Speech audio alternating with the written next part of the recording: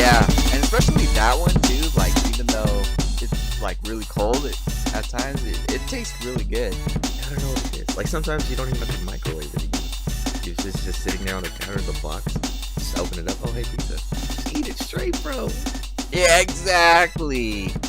All right, everybody, welcome back to Hot Couch Potato, the podcast where we talk about video games and nothing related to Xbox. My name is Brent, aka Boo Wop. I'm here with my man Rick, aka A New Perfect Day. What's going on, man? Hey, how's it going? I just remember one of my usernames was actually RPG Hero. RPG Hero, dude. Yep, exactly. That's my so friend. basic, dude. That's funny. Anyways, yeah, I was excited to come down because in LA, their Mexican food is completely different from San Diego's and what we're used to. So I was looking forward to actually coming down and getting a California burrito, but oh man, the spot was completely that I normally go to is completely filled. Like the line was like going up the hill, and even the spot next to the barrel was going up the hill. So I was like, oh, I gotta satisfy for a little bit of something else. So I went to Taco Bell and wrecked my butthole the next morning. Damn, dude, what a fall. You're like, oh yes, let me get this California burrito. The line's too long. I guess I could get Taco Bell. Yeah, I had to go through this compromise. Entire drive, I was like, oh yeah, I'm dedicated to getting a California burrito. But dude, it was so packed, and I was like, I'm hungry. I got to get Taco Bell. Nice, man. Nice. And unfortunately, dude, you just came down at the start of a fucking heat wave, man. I think a heat wave started yesterday. We're just about to melt out here, bros. Oh no! See, man, we got to get that rain back up in here and make sure it's all cold and freezing. Dude, the worst part about it is it's cold in the mornings. You know, especially for me to go to work. I wake up around 6:30, and I wake up and it looks cool outside. I'm like, okay, cool. I get to wear a jacket today, just chill out. And then by I don't know 9:30, 10 o'clock, it's just sweltering, dude. 100 degrees outside. Doesn't make any sense, man. No. At least to stay consistent out here, man. Doesn't make sense. Yeah, exactly. It's not even summer anymore. Oh, golly. Well, yeah, it is. The summer ends, I think, next month. Shit. Oh. But well, I mean, like, we're in, I don't know. I think I was trained for, like, every time it reaches August, it's like back to school kind of shit. You know? No, that's true. That's true. But I mean, I say that. It's next month and September starts in a few days, so yeah. So maybe you're not too far off of that, saying it's summertime. But yeah, this week, man, in Germany, they had Gamescom, which is like the biggest video game convention out there in Europe. I guess it's their version of E3. Had some announcements, more trailers to games that are coming out. I think it's comparable to E3 Junior, because nothing big really gets put out there. I guess the biggest one everybody was tripping about was this game called Biomutant, where you get to make your own Rocket Raccoon character, essentially, and you just go in this open world and shoot shit. I think it's a looter shooter as well. But I think that's the biggest news to come out of Gamescom. Have you heard anything from there? No, I haven't, but it sounds like we should actually go to one of these international conventions or Gamescom to, I don't know, it would be nice. Unless they all speak German when they, release in a game, then I think it would be a little difficult for us to understand. But, I just want to be there where the excitement is and check out all the gaming conventions. That might be like one of our lists to do if we ever decide to do that one day. We still gotta check out all of the burgers, by the way. Yeah, man. Rick and I, we went on this mission a long time ago to find the best burger in San Diego. And what was almost every week, I think it was every week or maybe twice a week, we would jump on Yelp and try to find a burger spot and try their burger to see if it was the best. Yup. And the best one, at least to me, because this is all subjective. The best one I found was this one in Horton Plaza. If you're familiar with the area of San Diego, it's in Horton Plaza, and it was maybe on the 3rd or 2nd floor. And I don't know, man. I think they used garlic oil to cook their burgers or something. But it was the most amazing burger I've ever had. I only had it twice, right? And I think maybe 6 months later, I go back and it changed to an Italian place. And I think it still is an Italian place to this day. So I'm never going to have that burger ever again. Yeah. So everything, I know. everything else I'll eat out here just takes second place, man, to that. Except for maybe, is it called Rick's Burger Bar? The place in Pacific Beach. Have you been there? I haven't. I think that was probably one of the restaurants I opened up a long time ago. I was getting ready for like a question like, oh really? But you said I opened up a long time ago. You got me.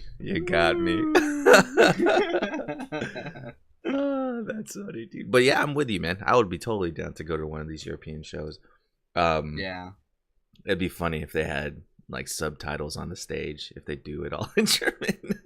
It's like English subtitles, like you're watching the opera or something on the bottom. That would be hilarious.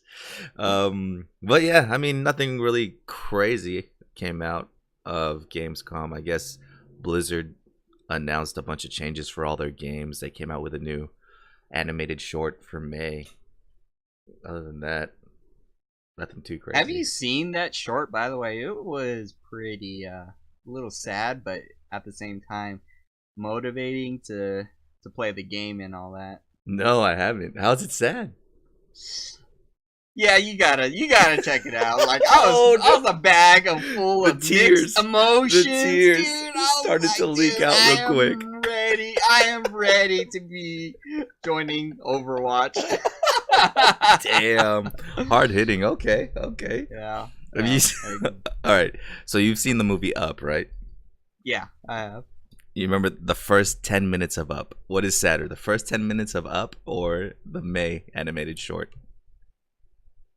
Oh, actually, I would say the 10 minutes of Up. Okay. You know, I was like, oh man, that one hit me real hard. It did. That one is brutal. The worst 10 minutes of anyone's life is the first time they watch that movie, dude. Yeah. That's so mean.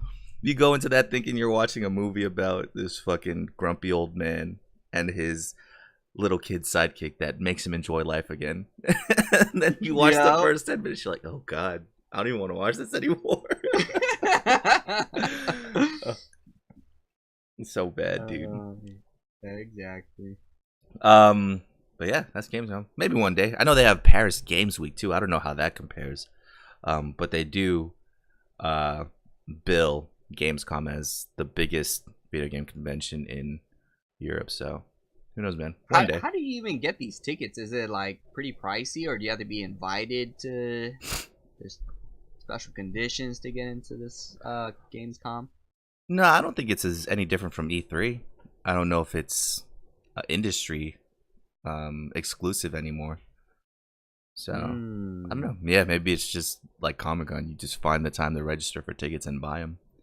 But this would be crazy because we'd have to book flights, go book a hotel, make sure your passport's all set and all that stuff, you know?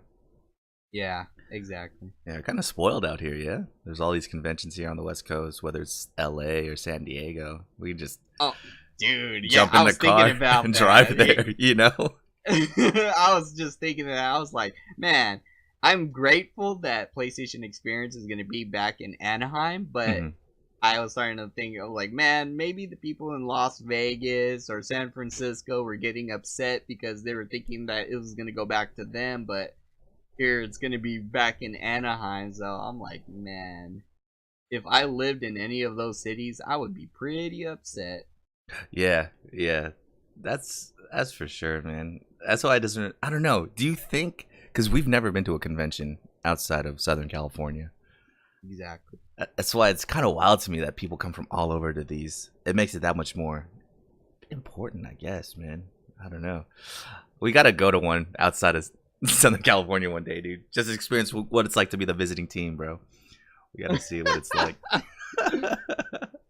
Because then I think we'd be forced to take advantage of everything. You know, we can't take any lazy days or any time to sit around, really, or else you're kind of wasting your time and money, right? Yeah. So, one day we'll make it out to Cologne, Germany. Dude, I'm like digging through some of my parents' stuff right now, and I like what caught my eye is a PlayStation box. What? And it's old type. Yeah, dude, it's old type of PlayStation box. Like it looks like it was in the whenever PlayStation released. Mm-hmm. And I'm pulling out the contents, and it's a ball and track mouse, dude. What the heck? For the PlayStation. Is this you just open a what are they called? Not a time machine. What are those called? The one that you bury in the ground? Oh yeah, time capsules. There you go. Unearth the time capsule right now. Exactly. I was like, what? PlayStation? Holy shit, it's a ball and track mouse. I wonder if this even works on the... Oh shit, it doesn't. But yeah. Man, I got ADD. That's crazy. That's just sitting there next to you, dude. That's so I funny. know. I was like, what is this? Oh man. Okay, so with that, I mean, we're gonna continue the countdown for Destiny 2. Dude, September 6th is a little bit over a week away. We got 9 days left. 9 days left until we sell our souls to Activision. It's gonna be crazy, man. Yep.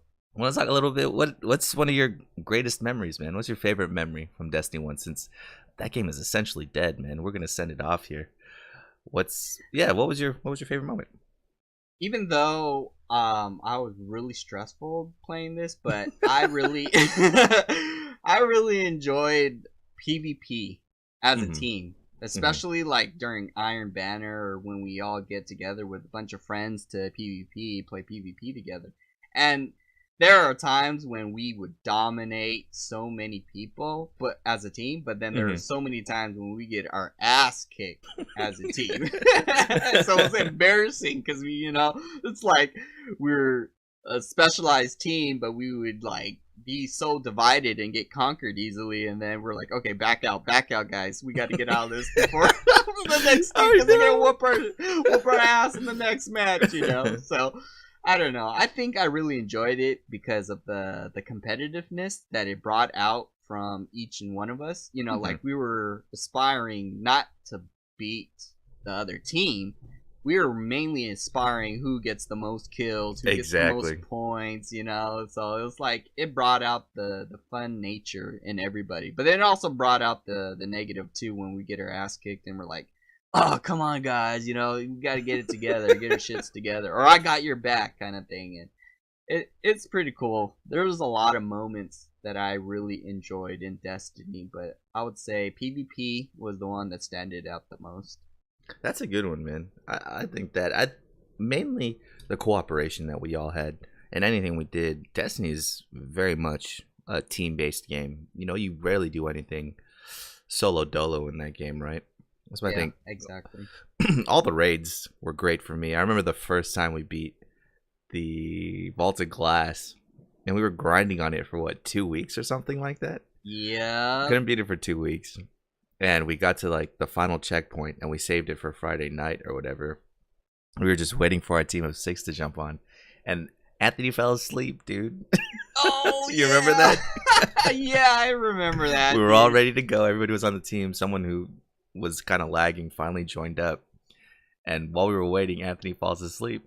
And we're out here trying to call him, text him, like, dude, wake up. We're yelling into the microphones. Yep, and you can hear his phone going off in the background.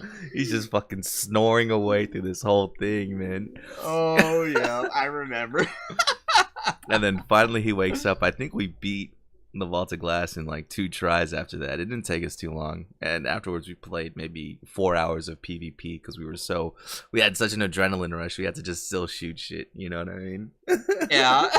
I know, dude. I like how we always end up beating a raid, and then we spent so much time the first time trying to beat the raid, learning the mechanics. But then when we go back around a second time, it's like super easy, and we beat it like in nearly one go, or stuff like that. I was like, man, I just like that kind of synergy that we all used to have and stuff.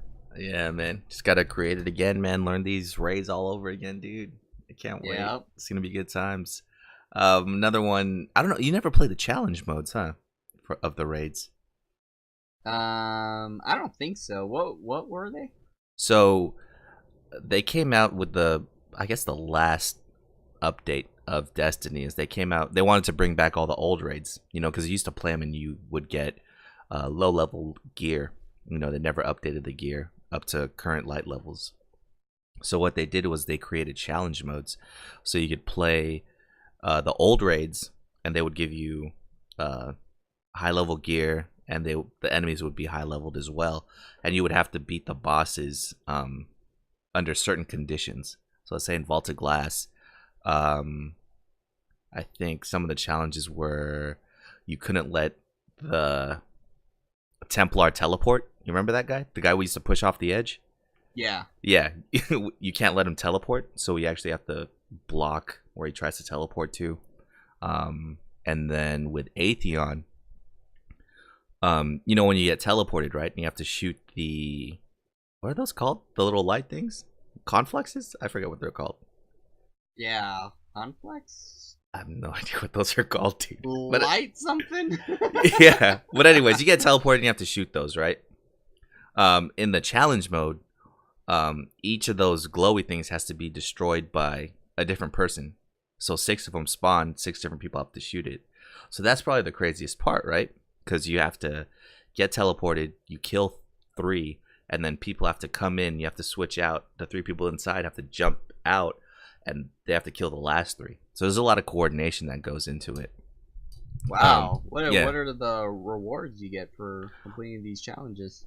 Bonus drops. So usually you'd get maybe 1 gun or 1 piece of armor, right?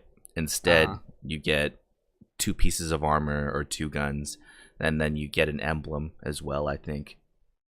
So it's all right. It's pretty good stuff. Oh, and then you get I think you get some, what are they called? I forgot what they're called, but it's like a glamour stuff. You get to change the way your gear looks with this little pendant. I forget what it's called. Oh, it's been a while. Dude. Pretty cool. Yeah, it was worth it to do it at least once or twice, to try and level up and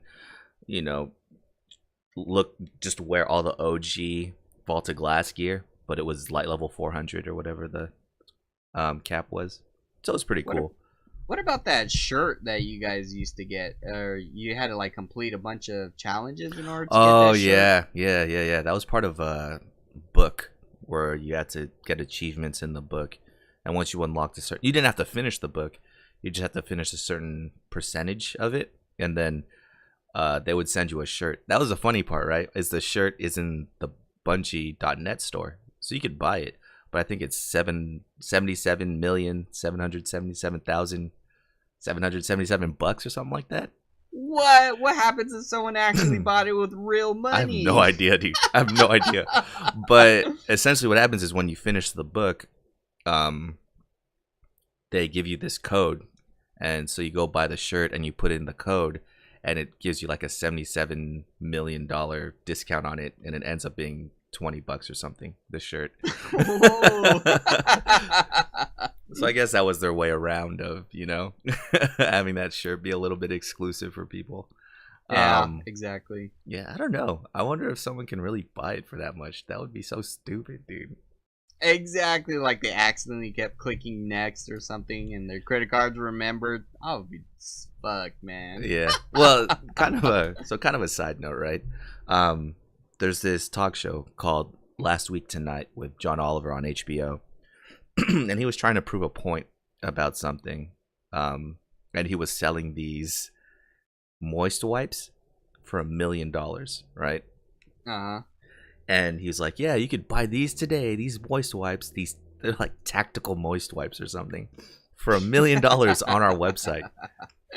And the thing is, you can really go to that website and buy one of these moist wipes for $1 million. Because I went there, just to see if it was real. The thing is, if you click it and you put it in your cart, it says you will really be charged $1 million. It says, all proceeds will be donated to charity or something. I think it says, but that's kind of crazy, dude. If you misclick a couple times, you're like, oh god, I just spent $100 million on some bullshit. That'd be crazy. But anyways, so going back to that challenge mode. So like I said, 6 people had to jump in and out and kill those lights. I remember we were grinding on this for maybe an hour or two, and we just couldn't get it right, So finally we got close, but we tried to push the DPS at the end because you have to kill those, jump to the middle, and just shoot the shit out of Atheon. Yeah. So he was at maybe a 3rd or a 4th health, and we jumped back in the middle and we started loading on him, and we don't prepare for the next teleport phase because we're just trying to kill him. We're like, don't even run, dude, just keep shooting. So we're shooting, and we wipe to something. And I'm like, fuck. And all of a sudden, just you hear in the headphones, this guy's like, big dick. He's a warlock, and he self-reses, and he just keeps shooting Atheon and kills him and finishes the raid. We get all our rewards and shit. Damn, it was crazy, dude. Hero. I know, dude. And the whole time he was like, big dick, and everybody else was shouting big dick into the mic. Just fucking sniping the shit out of him. It was amazing, dude. It was amazing. So that was, dude, that made me remember that time when we were playing Atheon as well. Mm-hmm. And then like Atheon was like down to like almost, he was literally just like a couple more shots and he was dead, and Jeff was like the last one standing. And I remember like I was watching him and he jumped, and he was a hunter, so he activated his special, and all he had to do was shoot his golden gun to kill Atheon. And he floated. And he floated and he fell off the thing. I was like, no. I remember that. That was his time to shine. Oh. Wow, dude, there's so many moments like that. And I remember that too, when Anthony would try to put his bubble down or something at the back end of that platform, and he would just go straight down, like he would miss the ledge, go straight down. Destiny, man, good times, man. Good times. And I was a troll at that. I remember like everybody, I would like lure them to the edge of the cliff, and I would say, hey, did you get that secret chest that's hanging off the side of the cliff? And then like they would peek over and you'd push them over. Exactly. Oh man, I think I had like clips of everybody I pushed over. We would, because then there was that jumping puzzle, and some people would take a little bit longer than others. So we'd be at the other side of this jumping puzzle waiting for everybody, and someone would be like, all right, I'm gonna use the bathroom or grab a drink or something, and we'd all try to push them off the ledge while they were grabbing the drink. Yeah. Holy shit. Yeah, man, good times. Destiny, well worth the money, man. And it's just gonna be that much better when we get Destiny 2. We'll be recreating all those, or creating new memories, not recreating anything. So yeah, 9 days, man. That's the only game we're gonna be playing is Destiny 2. Damn, is it really in 9 days? That's 9 days on a weekend. 2 weeks from now. Yeah, dude, not that long. Holy bro. Shit. So, but until then, we'll stick to playing other games. So by the time, what are you playing this week, man? Actually, I started playing Batman, Arkham Knight, because I haven't really finished it. But dude, playing Batman, I just got so hyped playing that game. I feel like the goddamn Batman. I think it's one of my favorite Batman so far, because it's like you're actively pursuing an event, you're going to a certain mission, but then you always have like these certain enemies that just pop up, or certain things that like just come out of nowhere. So like, for example, I was like I was going to a mission, but then there's like police cars like getting chased by the bad guys, and then I was gliding, and then I ended up on top of the roof of the enemy car, and like I punched the window, I threw the driver out the window, out of the car, and I like helped out the police officers. Or you just have like certain events, like Penguin is like in town while you're supposed to go to deactivate the bombs all over Gotham Mm-hmm. or the area you're in. It's so cool with how they thought of the Batman. It just made me remember the times of like when I used to watch Batman the animated series and like think, oh yeah, I would. It would be so cool if I would be Batman, or dress up as him. But now, like I'm actually playing as him. It just reminds me of how well my childhood was Mm-hmm. growing up with Batman and all. But yeah, that is basically the only game I've been playing, and other than Bloodborne. If you want to Bloodborne, talk about good that. times. Yeah, man. Well, first, what's the story of Arkham Knight? Is that an open world one where you're just running around through Gotham, or? Yeah, generally it's kind of open world or open city, and you're going around basically to stop Scarecrow from releasing his bombs and all that. But then you have a lot of things happening, a lot of events. I don't want to spoil it too much, but Mm-hmm.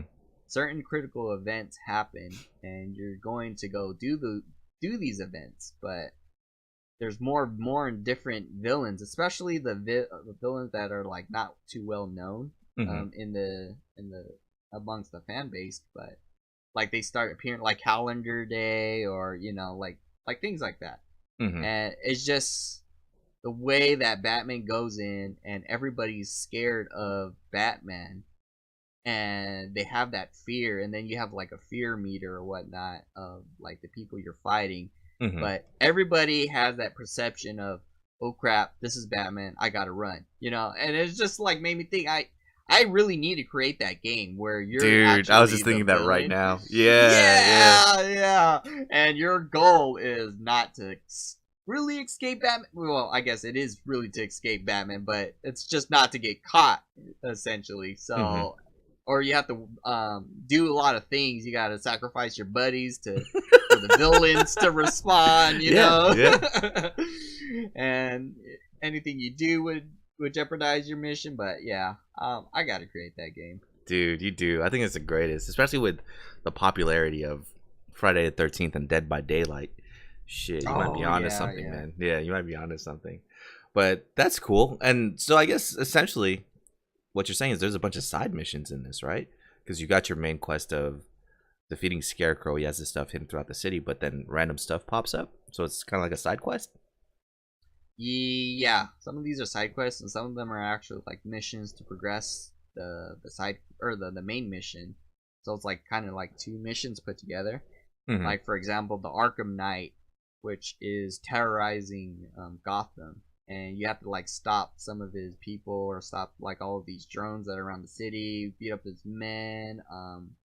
It's just all of these main villains. They all like they're not really collaborating with each other, but it just makes it feel like, damn, it's just Batman against the world, Mm-hmm. Mm-hmm. and he has to break them all down into smaller tasks, defeat each task, while at the same time going to the main or progressing to the main mission, the main story. And I was like, man, this is how Batman. This is how I envision Batman and how he thinks. It's just the more badass he is, the more I'm like, okay, yeah, I agree. This game is amazing. That's cool, and that sounds like a little bit of a first or something that hasn't been done a lot in a Batman game like that. Because those games are usually pretty linear, right? I mean, you could do the Riddler puzzles and all that, but you're really just set on your one mission along the whole way through. You don't really have side missions. So that's pretty crazy. Exactly. So we'll go back to Bloodborne because that's a game I've been playing this week too. But Uncharted Lost Legacy came out this week. I've been playing the shit out of that, man. Yeah, dude. I've been playing the shit out of that game. And it's funny. Chapter 4 in that game has to be the greatest maybe 2 or 3 hours of video games I've ever played. Essentially, they put you in this big sandbox, give you a map, and show you where different treasure is. And you go all around that map to find the treasure or activate some waterfalls to open a big door at the end of that chapter. That's amazing because I mean, Naughty Dog, I don't know what they do. I don't know how they can achieve the graphics they do on a PlayStation 4, but I feel like I'm playing it on my PC, dude. It's crazy. The facial animations and all that. It's wild, you know? And in this sandbox, you have kind of a side quest too. There's these little bonus treasures you can find. If you find all of them, you get this pretty essential item that helps you out throughout the rest of the game. So it's kind of crazy. You know, you were mentioning side quests essentially with Arkham Knight, and then now in just the most recent Uncharted I played, there was side quests in this open area. But it's a shorter game. I think I remember Uncharted 4, it took me almost 10 hours to beat, a little bit over 10 hours to beat. This one I played for maybe 3 or 4 nights, maybe 2 or 3 hours at a time. So you end up beating the game? Yeah, I'm actually going through it and crushing now, which is the hardest difficulty. And so get this, right? They have gameplay modifiers that you can unlock. You earn points throughout your gameplay, whether it's from finishing the game, finding treasures here and there, getting trophies. You get these points, and you could spend these points on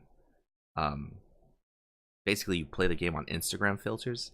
So you can make your game black and white. You know, you can just play the whole game in black and white. So they got stuff like that. You can buy a gun essentially, or you can buy cheat codes. So I unlocked unlimited ammo with these points, and you could use that in crushing mode whether you finished it or not. So it's so broken. I know. Yeah. There's the Desert Eagle in that game is a one-shot kill.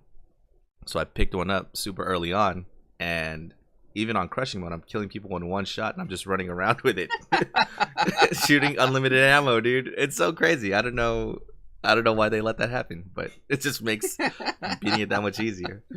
I mean, there's always those parts of those games where you're playing it through normal mode, and I just think, at least to myself, because I know I'm going to play it in the hardest mode after, I just think to myself, okay, this part's going to suck in crushing mode. I think this one's going to be like a driving part. It's going to suck when I get to it, but how does it compare to the other Uncharted? Is it like your favorite Uncharted out of all of them? I wouldn't go that far. I'd say Uncharted 2 for sure is my favorite.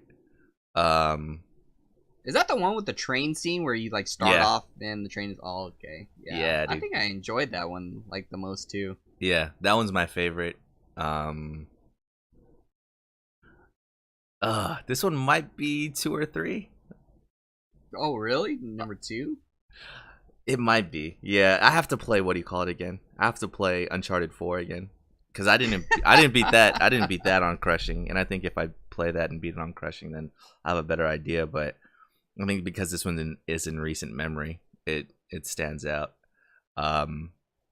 Yeah, it's up there, man. It's good. It follows around Chloe, who's a side character in Uncharted 2 and 3. She's not in 4 at all. So it goes more into her story. She teams up with Nadine, who's in Uncharted 4. She runs this mercenary group called Shoreline. And essentially they're just chasing after Chloe's father's dreams. He was really big into Indian mythology. So they're looking for the tusk of Ganesh, I think. And yeah, there's just twists and turns along the way. I don't want to spoil it too much because some stuff happens in the game, and I was even shocked. I was thinking, what the hell? I didn't know this was going to happen. It's like really scared me. It was like, what? I didn't think this was going to happen in this game. But yeah, it's great. Facial animations are great. The environments are awesome. They have this picture mode in the game. You all right, man? Yeah, just dying. Cough.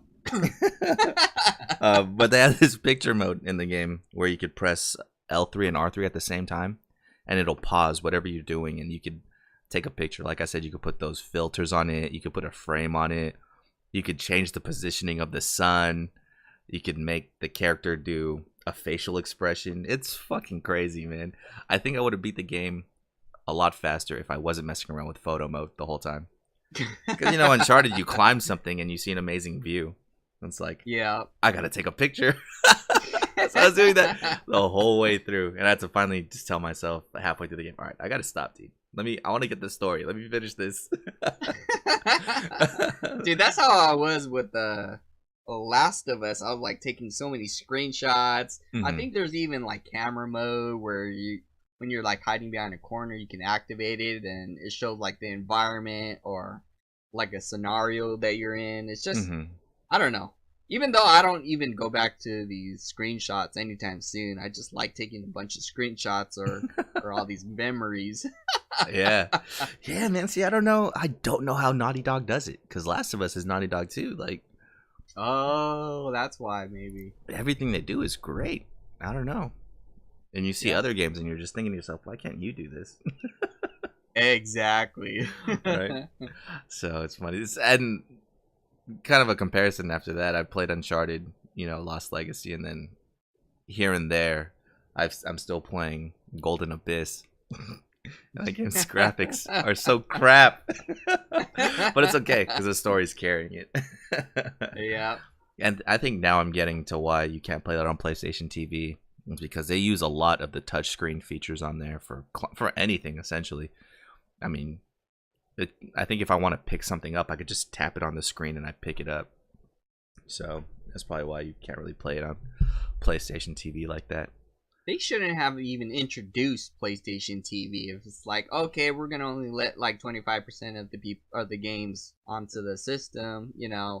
You might as well make a really polished system or not make one at all. Yeah, either that or make, I don't know, more apps compatible, because you can't even watch Netflix. You can watch Netflix on your PS Vita. You can't watch Netflix on the PS TV. It's called a fucking PlayStation TV. What the hell am I supposed to do on this thing?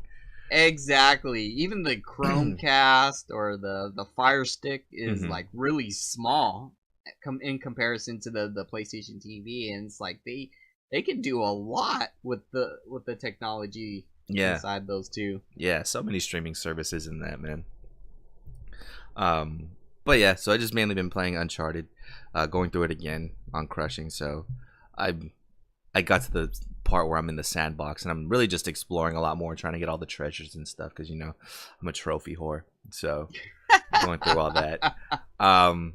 You got to get the achievement on Steam for Honey Pop. No, I'm good. I'm good, actually. I'm good. I also played Bloodborne. Remember, I was playing that last week and I was trying to finish it before Uncharted came out.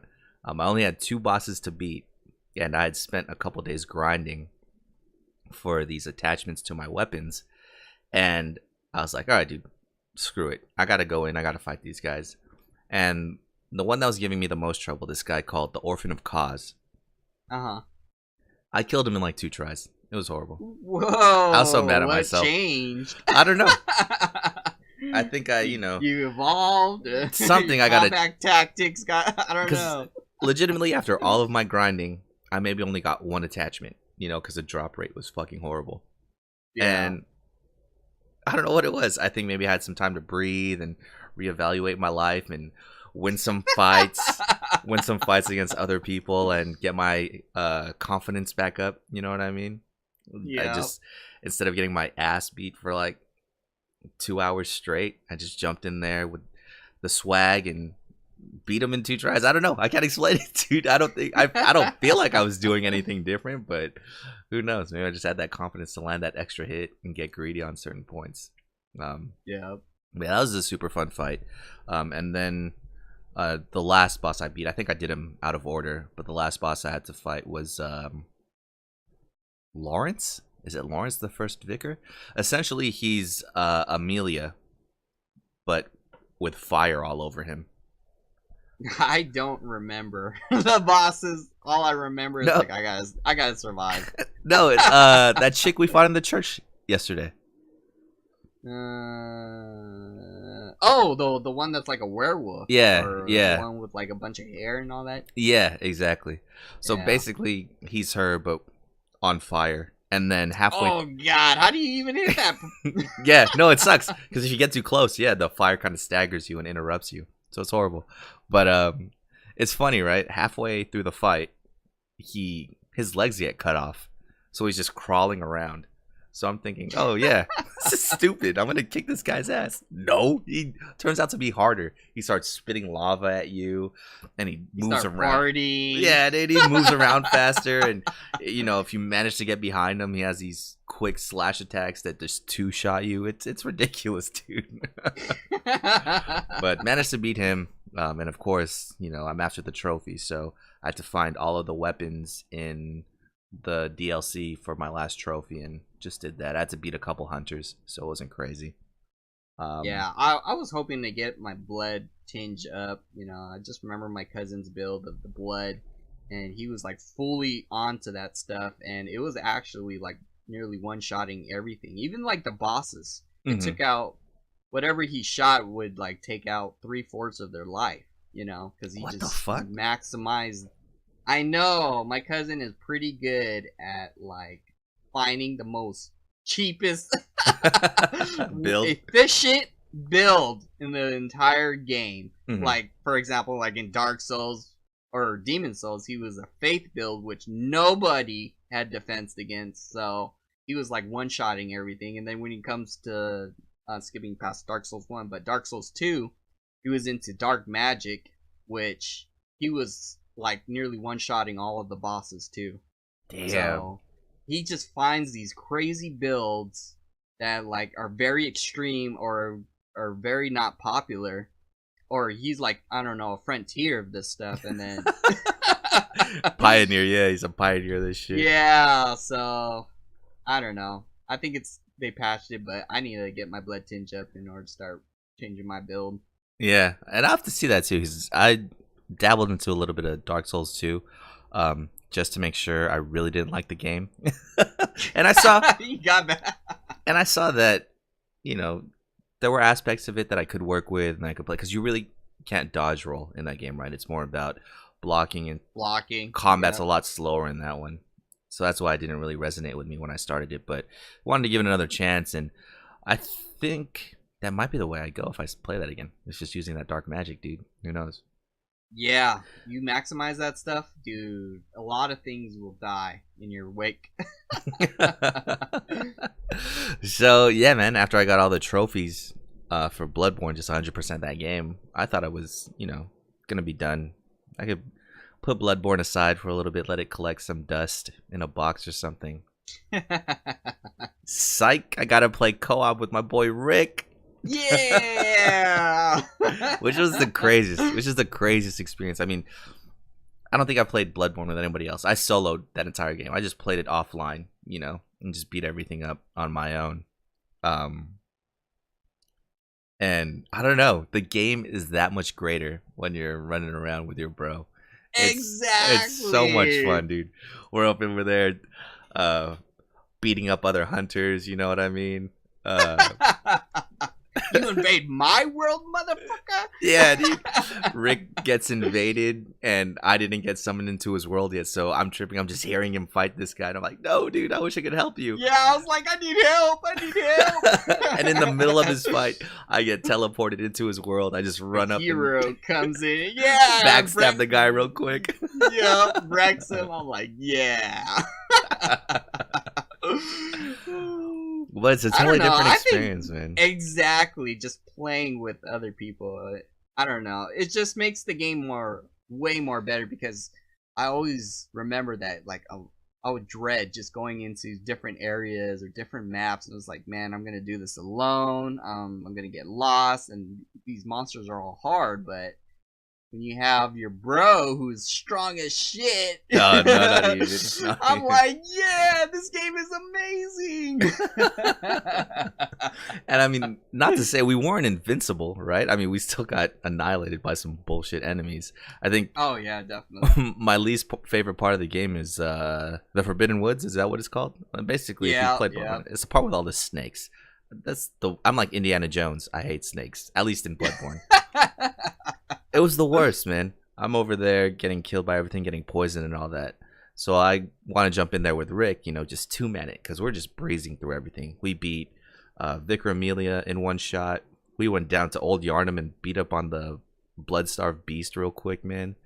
So we were going to go through and just get through that cursed forest, man, so we could get past all these snakes. We died like 4 or 5 times in there, dude. Yeah, and dude, these snakes are going 1 mile an hour, dude. They're not even moving fast. They're just so deceptive, man. So deceptive. Yeah. You think you're good. It's a little ball of snakes. Okay, cool. And then you just get caught up in and staggered by multiple of them, and you just die, dude. It's horrible. It's horrible.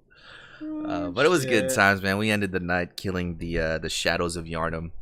You know, it's like 3 people versus 1 usually, but this time it was 2v3. I remember I took one guy in a corner, was just beating his ass, and Rick was fighting the other 2, and we would switch off, dude. It's good times, man.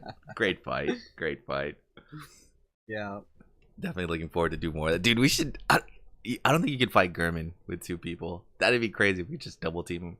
Which one's Gehrman? The last boss. The dude in the wheelchair? Oh, we gotta try, bro. That would be funny. Try. Well, no, because I don't think we could go in the same, like, Hunter's Dream or anything. Oh, yeah, that's right. That's right. Yeah. I'm trying to think of what other bosses would be fun if we fought them at the same time. Amygdala would be kind of crazy. Yeah, dude. Actually, all of them would be great. All of them would be great. Dude, what if both of us could fight Mikolash at the same time? Just beat his ass, dude. Yeah, that would be funny. Shit out of me. Go where he's gonna spawn. That should be the next one we aim for to go do together. Is the Nightmare Frontier. So we could I could show you that thing that's lighting up that tower. Oh yeah, yeah. I thought I was fighting the thing, but it was just his bodyguard. So I was like, "Fuck, man, I gotta get back to that area." Yeah, man. Because those winter lanterns, those chicks with the big brains and stuff, those are the ones that give you the most trouble. So, oh shit, yeah, we could beat the shit out of those guys too. Oh, I'm excited. I'm excited. Like I said, I thought I was done playing Bloodborne for a while. Psych. Get to enjoy it with my bros now. Yup. Trapping enemies in a corner. Yup. I know, right? Instead of us getting trapped in a corner. Oh wait, yeah. So there's this. I guess if I'm in Rick's world, I can't fight NPCs. So I showed Rick this one guy that can transform into a werewolf, and he's pretty strong, you know. Yeah, he beat the shit out of me. And I thought that once Rick attacked him, that I would be able to fight him as well. But no, he just stayed as like a specter to me. So I couldn't kill him at all. I couldn't even attack him. So all I could do was just sit there and watch Rick die. I felt so bad. I felt like fucking Obi-Wan Kenobi watching Qui-Gon get murdered real quick. You were like, here, go attack this guy. I was like, okay. And I was like, oh shit, I'm dying. I thought I'd be able to help you out. I know, I thought I'd be able to help you out. But he had no interest in me. So what happened was we went back. Rick needed to get his souls back, or his blood echoes back. I always mix that up, by the way. And we go out there, and Rick starts fighting him. I'm just standing in a corner, right? Somehow the enemy ends up behind me and is stuck in the corner. Like, even though I'm not in the same realm as him, he can't walk past me. So Rick's just over here like, oh, stand in the corner, dude, stand in the corner.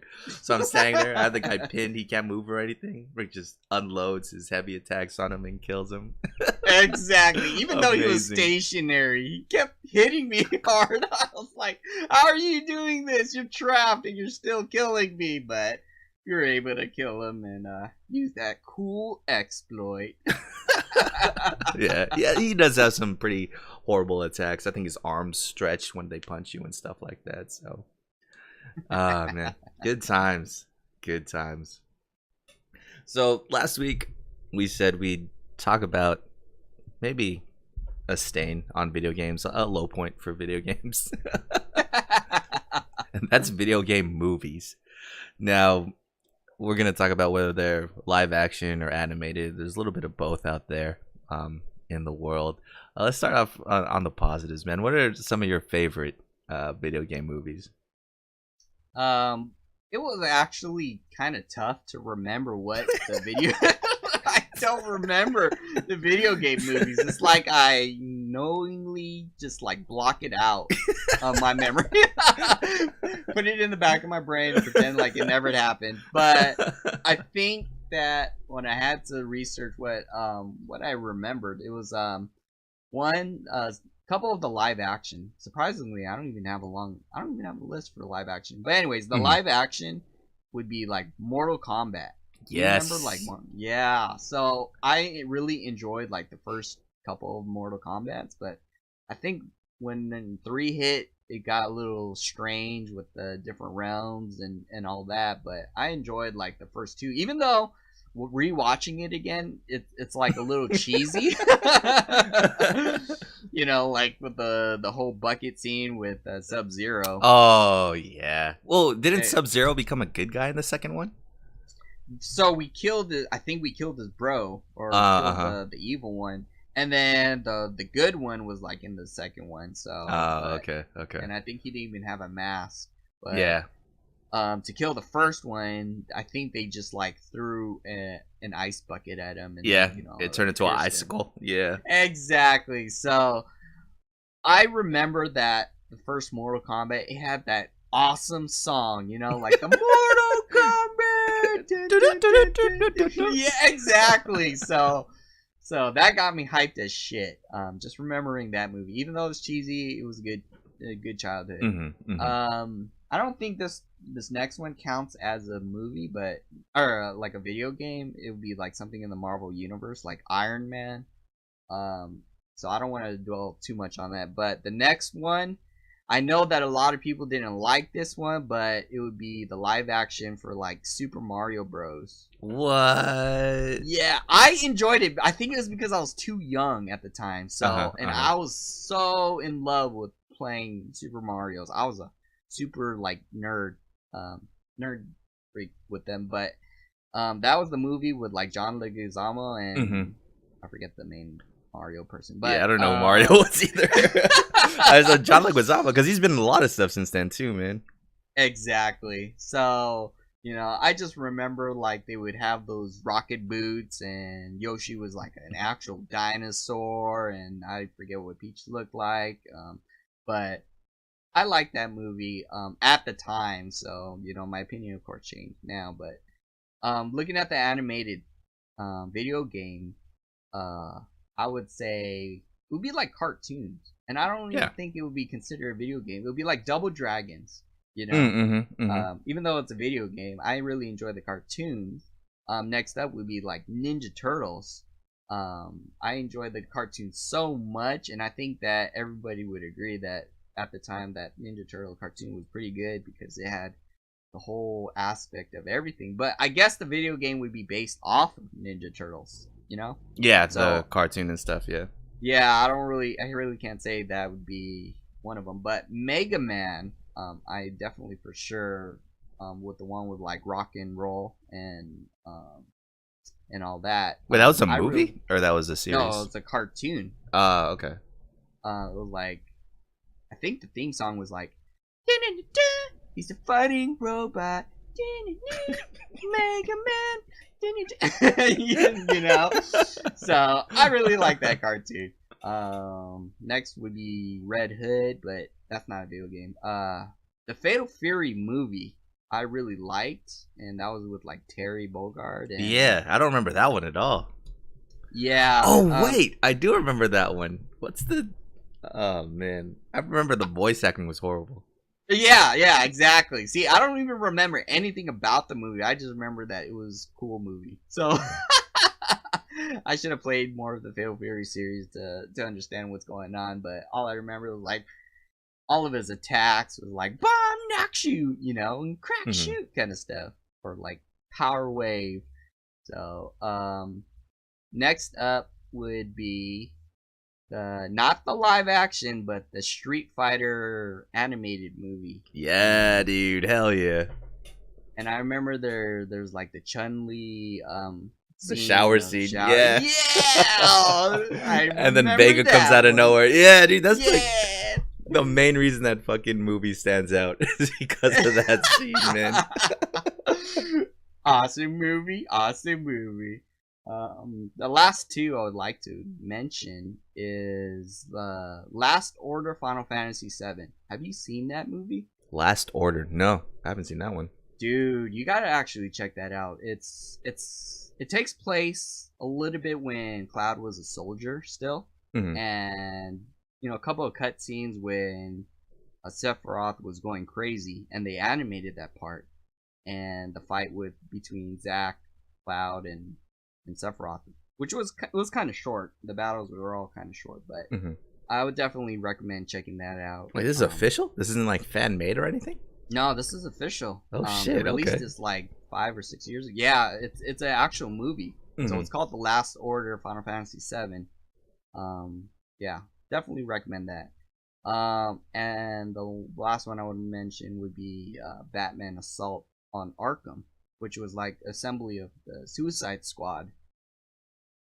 And so, like, if you played Batman Arkham Asylum game, you like note that like all of the different places inside the animated series, like who are these characters. There's this area that you've seen that you went through in the game and all that, and it was pretty good for an animated movie. So yep, but that wasn't based off of the game, was it? That was just its own thing with the comics and stuff? It wasn't based off the game. It was just the comics itself. But it was like there were certain scenes like you remember from Arkham Asylum, you know, being as Batman.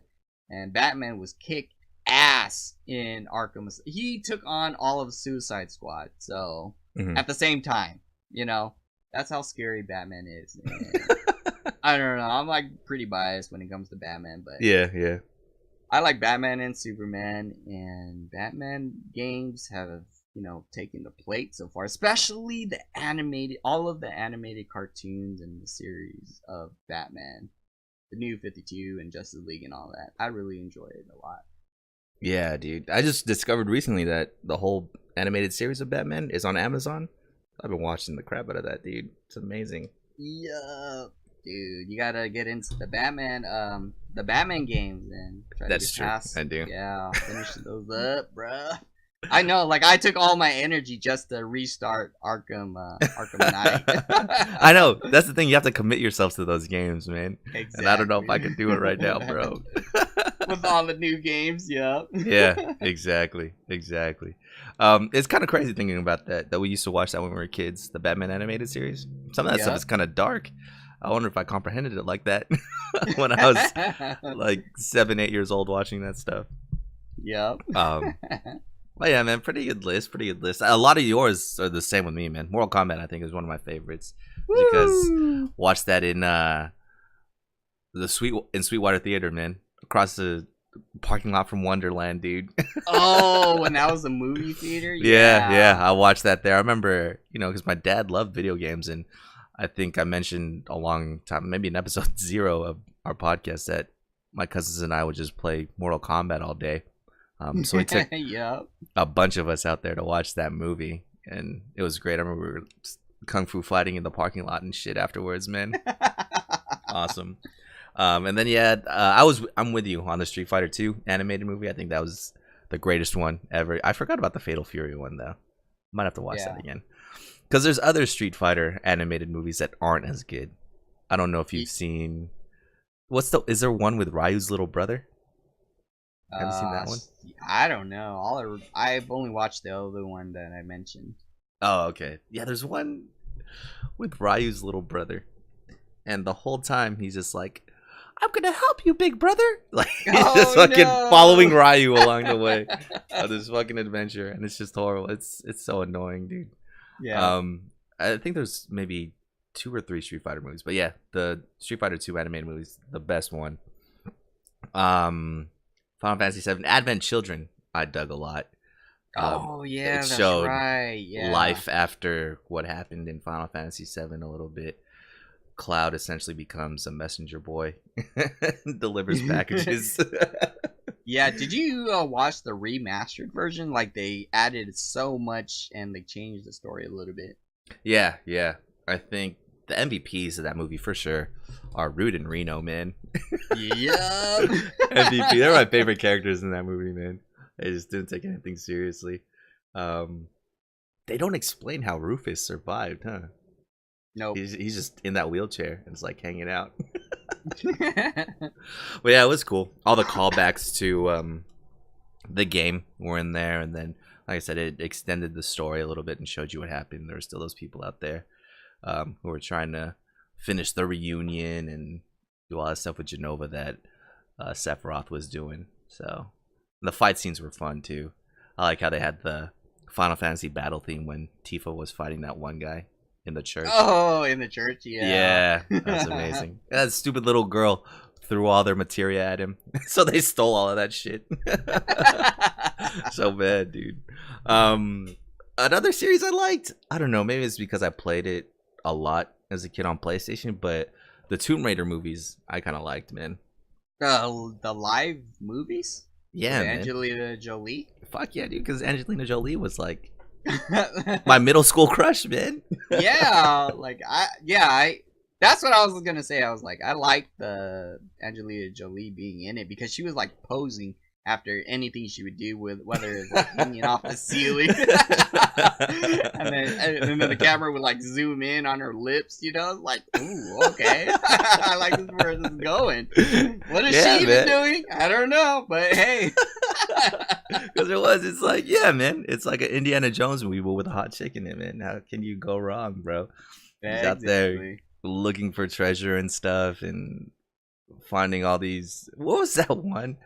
She went to like a underwater like shrine or something. I forget, dude. But those movies are just good fun. Good fun that you can't really take seriously, dude. You know? I think that was when they're what's it called? They have those flying squirrel suits and they jump off the buildings and shit on that one. Did they jump off a plane? No, they jump out of a building or something. Whoa! Shoot, I just realized. Don't remember. James Bond is in that movie. What's his name? Oh, really? Daniel Craig, who's James Bond, or the most recent James Bond. What? He was in those. Yeah, dude, he's in one of those. He's like a villain or something? I think so. I think he was a love interest that double crosses her. I'll have to watch those again. It's been a while since I've watched those, but those movies are great. Good fun. These are just like diamonds in the rough, though. Video game movies are usually horrible. Exactly. Usually horrible, man. So do you have any in your mind that just stand out that are just that bad, dude? That disappointed you or didn't live up to anything? Dude, I like blocked out everything, but I think the first one that I've ever got disappointed with was Final Fantasy when it hit the movies. And this Final Fantasy wasn't like about Final Fantasy. I thought it was like, you know, where you're in medieval times or whatnot. It was about space. And I was like, what is this bullshit? Where's Cloud? You know, like stuff like that, because I didn't know better. I was like, dude, I thought Final Fantasy would be all about this, but that was my first disappointment of a video game, because I assumed that it was going to be about any of the Final Fantasy before, but nothing related. And I don't know if the movie was really good or not, because I was tuned out for the entire movie. You were just taken out of it. yeah, at the beginning. Exactly. And then the next one that like hurt me even more was the Street Fighter live action movie. And I don't remember what was going on, but I remember they were all super cheesy. You know, like their Hadouken, the Guile was super cheesy with his long hair. Like, they tried to imitate him. You know, it's just... The Street Fighter was like starting to turn me off at this point. Dude, so are you talking about the old Street Fighter or the newer one? Like the old one. I think we were like in middle school and it was like a live movie. Do you remember what I'm talking about? They had to go stop Bison. Is that the one with Jean-Claude Van Damme? Because that's the old one. I think so. It's like one of the very first Street Fighters like that ever came out. Because there was another one that came out. I think it was about Chun-Li, and I think Kristen Crook played Chun-Li, the chick from Smallville. Oh, I didn't even watch that one. Dude, that was, if you ever want to get disappointed again, definitely watch that one. That one is just as bad. Okay, for sure. Dude. I know what not to do. That movie is just as bad, bro.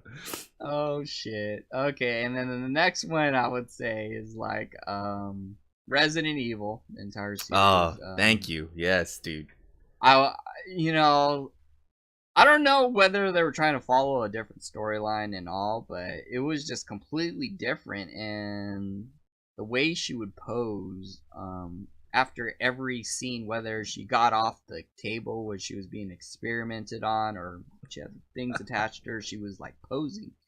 And I was like, whoa, this is kind of cheesy. And then it didn't give me that natural feel that Resident Evil had as a video game.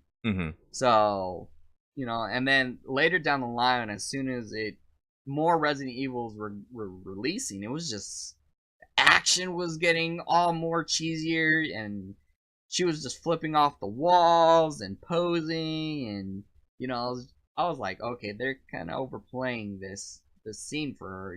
She might be a good actor, but whoever designed the script and whatnot was, I don't know, they need to play the actual Resident Evil game to understand the feel of Resident Evil. Yeah, the mood is a lot different, right? I mean, in any Resident Evil you're playing, you're kind of in a dire situation, you're just that close to dying. You're getting overwhelmed by zombies, or you have one bullet. yeah, exactly. You have low resources and all that. In the movies, you didn't get that feel, really. It was more actiony, I guess. Yeah. Everything felt like, she's gonna win, and I don't know. It was inevitable, very linear, but who am I? So, and the next game, I would say, I haven't watched this actually because it got really a lot of bad reviews, was Dead or Alive. And what, there's a Dead or Alive movie? Yeah, exactly. I didn't What are they doing? Are they playing volleyball or something? How do they make a movie out of fucking Dead or Alive? I don't know. I have no idea, but the first time I ever heard about it, I didn't even know about it. So the first time I ever heard about it, my dad was like, oh yeah, I just got done watching Dead or Alive. And I was like, Dead or Alive? What do you mean? You're like, yeah, these people like fight each other. And I like Googled it. And I was like, oh my god, there's a movie of Dead or Alive that just released. I was like, oh my god. And the reviews were so bad. I was like, yep, nope. I don't even want to watch this movie, even if it's just to check out the girls or something like that. So I made a pass on that. Especially with the next one I made a pass to was the Phoenix Wright. I tried to watch the live action. And do you know that game? Yo, I heard it was good. You didn't like that? Really? I don't know. It was really tough for me to get into. I only watched the first 20 minutes of it, and I don't know. It was hard for me to maybe I'll give it another shot, because I'm just so tuned out or turned off by all of the. It's because it's the way they look, isn't it? Like the costumes don't match up. That's probably what it is in Phoenix Wright. Because Phoenix Wright, the characters carry that story a lot. Is the Phoenix Wright movie Japanese or Chinese? Japanese. Oh, okay. Yeah, dude. Because I love Phoenix Wright, dude. I bought that shit on my phone back in the day. I was playing that throughout college, or near the end of college. I love those games, and I did hear about the Phoenix Wright movie, but I've heard nothing but good things. So I'm surprised. Whoa, okay, yeah, I'm surprised. I'll have to check it out. Yeah. Because I haven't watched it, but I'll have to check it out for sure, dude. That's crazy. But yeah, that is essentially my list. Everything else has been permanently blocked and removed from my mind. Anything you name, I'll remember, but then block it out immediately. For your birthday, man. For your birthday, I'm gonna get you a hypnotist session, man. And I'm gonna have this guy, unlock all these hidden memories in your brain. Do you just unlock all of them so that you will remember all this stuff? So you have to relock it, dude. Slowly, I'm gonna become the Joker at that point. Become a villain. Become so evil, dude. Yeah.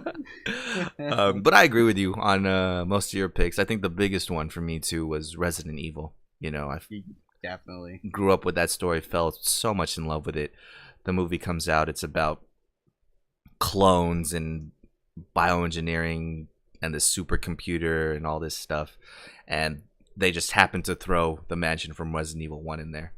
So I don't know, man. It was just a discombobulated, convoluted story that they tried to fit into the Resident Evil universe. I mean, if you name that anything but Resident Evil, I think it would make sense too. It didn't necessarily have to match up.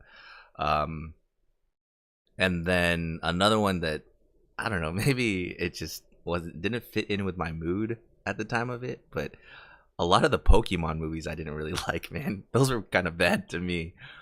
Just because like the animated one, like the first Pokemon movie. a bunch of them, yeah, that one I think 2000. What there's like 2 or 3 Pokemon movies I remember, but none of those were ever good, man. I mean, Pokemon in the cartoon and the game, they're lighthearted and kind of fun.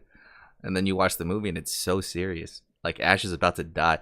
There's a point in each one of those movies where Ash, like the shadow of his hat covers his eyes. And you know that's when he's serious. Like there's a point in every one of those movies where that scene happens.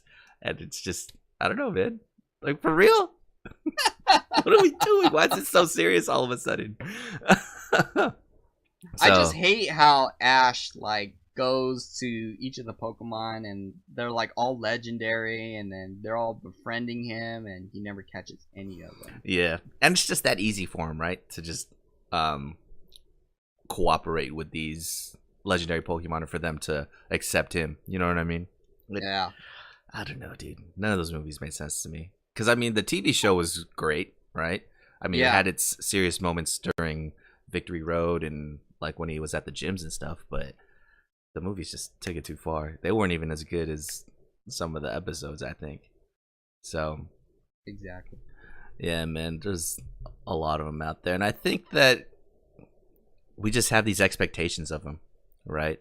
With video games, we have this world that we become fully immersed in. And we have unlimited time to digest what happens in these worlds and build our own stories in our heads, right? That someone else's representation of this world really isn't gonna satisfy us, right? Yeah. Because a lot of these games we play, it could take upwards of 10-20 hours to beat, and a movie's only 2 hours long. How are you gonna translate everything that happens, you know, in that 2 hours? It's kind of crazy. Except for Final Fantasy. I totally forgot about that one, dude, until you brought it up. I think their excuse was like, no, Final Fantasy is a way of storytelling. And we wanted to tell a Final Fantasy story in a movie instead of a game. Oh, I think I legitimately read that somewhere, man. Because, I mean, no Final Fantasy games are ever connected, right? They're their own stories. Each one. Yeah, exactly. So that's what they were trying to do with that first movie, but they were coming off the heels of Final Fantasy 7. Final Fantasy 8 was about to come out, and I think everyone's reaction was just like yours. Yo, where's Cloud at? What the fuck? Yeah. Yeah. I think that going off of what we were saying, we gain our excitement from playing games and developing with the characters. So, like, instead of us watching a video game movie, we're actually developing, like you were saying, developing the story to progress. And as for movies, we're just there for the ride. We're just listening to what their story versus how we're supposed to develop the story in our own mind. I think it goes back to what you were saying, where you attended the Comic-Con and how storytelling is completely different in a video game versus the actual movie, you know? So, yeah. Pretty much. Yeah, that's definitely true, man. Those guys have a hard time. If I was a writer and someone said, okay, we're going to make this game, or we're going to make this movie based on this video game, I would run away as fast as I can. That's going to be the hardest thing to do, dude. And I think, yeah, you get the same thing with anime getting compacted into movies too, right? Like Attack on Titan and Death Note. You got these 30, 20 episode long seasons getting compacted into a 2-hour movie. It just doesn't work. You know, you skip too much of that character development or key plot points that really put you and immerse you in the story. I think one of the worst ones out there is Avatar: The Last Airbender. That movie was horrible. That's because you have, you know, like 20 episodes of this great story, which is, you know, almost over 10 hours of story compacted into 2. How are you going to do that? You know, there's got to be sacrifices made to how you're representing it, and sometimes those sacrifices just totally break the movie. So I think that's what video game movies suffer from as well. But that being said, do you think that a video game movie can ever be successful? Will ever be successful? a video game movie, I would say the only way they would be successful is to be something similar to like the trailers where they create their own story. Have you watched like? Do you remember? I don't know if you've seen this, but Batman Origins with where Batman was versing Deathstroke. Have you seen that animated trailer? The animated trailer. Oh yeah, for that game, and then the main boss, or was it Black Mask? Deathstroke. Oh well, yeah, no, but Black Mask is paying everybody to yeah, I've seen it.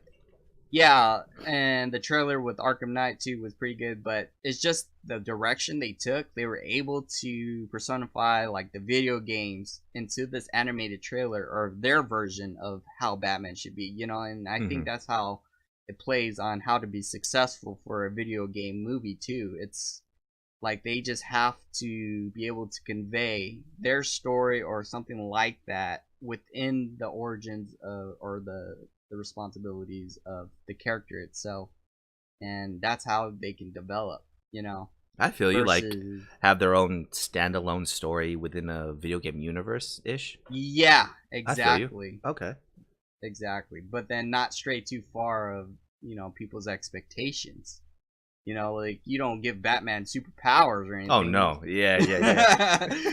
So, although there might be an alternate universe comic book with that. Exactly. But yeah, I think that's how they should be successful, is to get their own sense of direction of how to do these things properly, how to explain all that 20 hours within 2 hours, and if you can't do it, then just cut out certain parts that aren't really vital to the story, but don't do it too much where it's like Resident Evil, where you cut the whole story. Yeah, and then you're like trying to force feed everybody. Exactly. Like, oh, that's a good one. Yeah. How the heck did she get here? How the heck is she in Alaska? What? We're back in New York. It's like what the fuck is going on? I don't even remember. So it's just the way, the pacing too, I guess, and the way things should be directed would help them be successful. Yeah, and I think for us too, at least we play a lot of video games, so we're more critical of video game movies that come out. But for the average audience member who doesn't really play video games but sees these movies more or less objectively, I don't think a lot of the video game movies have even worked for them. Well, that being said, how many Resident Evil movies are there? Are there like 10? There's like 5 or 6 of those, aren't there? I don't remember. I guess those are making money, so I might have to eat my sandwich on that one. But I'm with you, man. I think that movie makers just need to make a movie within a video games universe, but kind of tell their own story. Don't necessarily follow the storyline of what happened in the video game, but something on the sides of it, or maybe an origin story or something we didn't really get from the video that would add depth to it, right? That would complement it. I think that would be good. I think one that almost worked. I mean, have you seen Assassin's Creed? I have not. I heard it got okay reviews, so that's why I've been avoiding it. Yeah, and especially for you and I, Assassin's Creed is the game that was a big game from our childhood. So, I watched a little bit of it on a plane, but I was in and out of sleep, so I didn't really get to finish it or anything like that. But that one, I think, gave it a great shot at trying to be a good movie, right? The marketing for it was all over the place.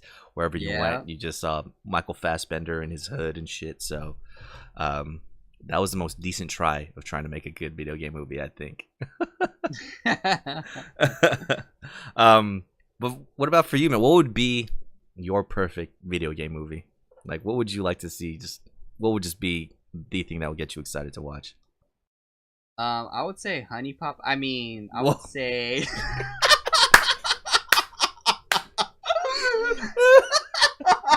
You caught me off guard with that one. Holy shit. Okay, yeah, but the main one I would actually be excited because it had a good story would be like Last of Us or Uncharted. Hell yeah, yep.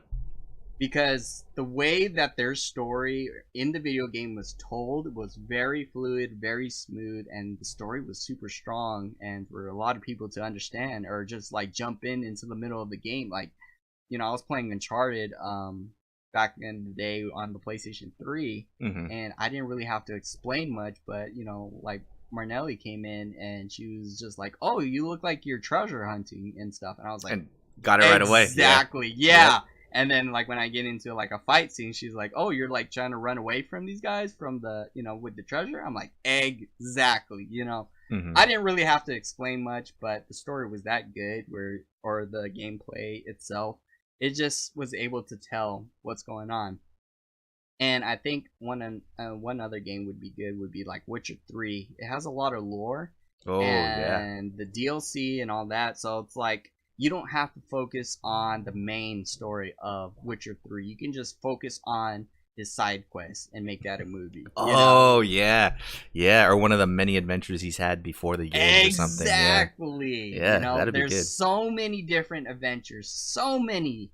So I would say these would be a good candidate for making a movie, especially like like Honey Pop or something. I'm just kidding. Don't make that a movie. There probably is. There's probably already an anime out there based on that shit. Holy fuck, man! I would like cry in tears just listening to responses. Of joy. Oh no, not joy. Of the cringy responses. Like, That's you're a porn star? Oh yeah, me too. I jack off every day. Kind of shit.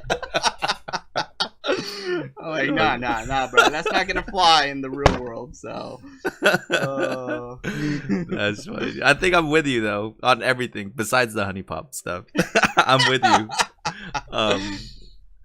The one thing I would add is if they're gonna do it, they might as well make a commitment to it, right? They make a commitment to these video game movies like we do when we play the video game. We commit all this time to it. Yeah. Make it a series.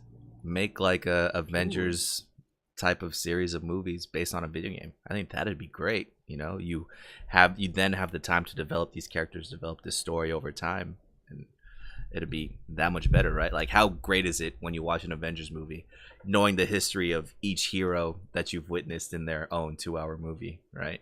Yeah. You get a bigger idea of their mindset and their motivations. You know why Iron Man is a little bit against Captain America in Civil War and all that. Yeah. So yeah, I think if they're gonna do it right, it has to be well thought out, a side story, but within the same universe, and then part of a series. I think that'd be perfect. Yeah, like for example, Overwatch. Like you start off with a multiplayer, not really knowing what's going on, but they release all these short mini trailers, and it's like bringing so much depth. And like if they make a game of or a movie of this, it's just like they would be hitting the nail on the head. Yeah. Can you imagine if there was a story mode in Overwatch? That would be crazy, dude. That would be crazy. But all that said, I think there's rumors. Actually, there's no rumors, but a screenplay for Uncharted has actually been written, so it's out there somewhere. I'm not sure if they're ever going to make it. I think it's going through the review process. They need to. Yeah, I think they're going through the process of seeing if people are involved in, or if people are interested in investing in it or making it at all. So who knows? Maybe in 3 or 4 years we'll see that movie. Hopefully it lives up, man, because Uncharted is just getting greater by the day, especially after Lost Legacy. I have such high praises of it. If I were to review it, I would give it like an 11 out of 10. No bullshit, dude. The game is just that great, dude. So we'll see, man. We'll see. The future is scary for video game movies, to say the least. Our expectations are super low, but if they do it right, because writing is getting that much better in video games too, right? So yeah, they're getting pretty creative. So hopefully they can translate that onto the screen. Yeah. So yeah, video game movies. Sheesh. Next segment. Video game recommendations, man. What do you got this week that you would recommend to people? A quick analysis, I would say, like I brought it up before, but it would be like Terraria. It's a digging game, and you can have up to 4 players playing on the same map. And depending on what world you create, whether it's a small world or a big world, if you create a big world, it is like vastly huge. It would take like literally minutes to travel like from side to side. It's a side scroller, by the way, from one end to the other side of the map. And you know, the further you go from your checkpoint or from the where you're normally spawned, the monsters are harder. The more deeper you dig, the monsters get really tougher. So you have to find all these equipment. You got to build things together, and the crafting system is pretty unique too. It's like it have almost a lot of things where you pick up slime or you pick up some wood and you can make a torch kind of thing.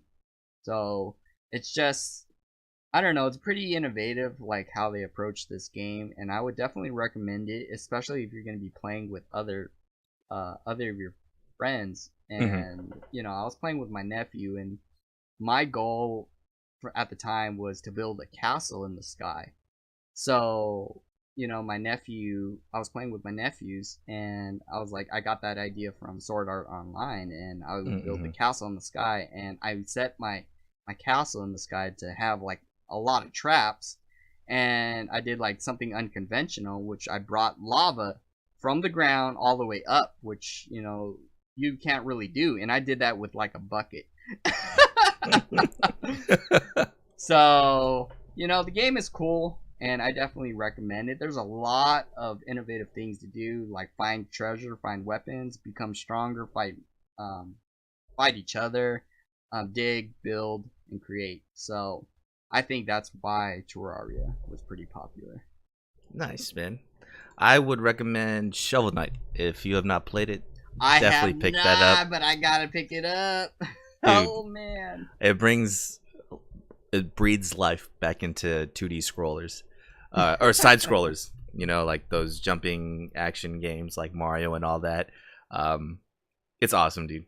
The story's fun and lighthearted, and you can get through it quick. And there's, I think, 2 free DLC packs where you get to play as a couple of the villains and see kind of their origin stories. So it's great, and you get their abilities. So you know, you get into a boss fight, and the bosses have attacks that they do. You could do those abilities in these expansions. It's so great, dude. And essentially, you play through the same levels as you do in the original Shovel Knight, but you have these new abilities that you could just play around with in the different maps. So it's fun, man. Shovel Knight is great. The expansions make it even greater. 10 out of 10. Would play again. Definitely check it out. Yeah, I heard it got like almost 10 out of 10 like everywhere. It's super high scores, so it's fun, man. Definitely gotta check that out. It's simple, it's fun, it's good times. It's good times for sure. But yeah, that is it for us this week. Preview for next week is actually Rick's choice. What will we be talking about next week, man? We're gonna be remembering the memorable gaming moments that you can remember and reminisce. That's like a fucking tongue twister. Memorable gaming moments that you will remember and make you reminisce. Is that what you said? Oh shit, that'd be great. That'd be good times. I know we bring up some here and there, but there's got to be way more epic moments. I actually have mine already, dude. I already know what I'm going to talk about next week. It's going to be great. But before then, Rick, some words of wisdom. I turned myself into a pickle Brent. I'm Pickle Rick. All right, guys.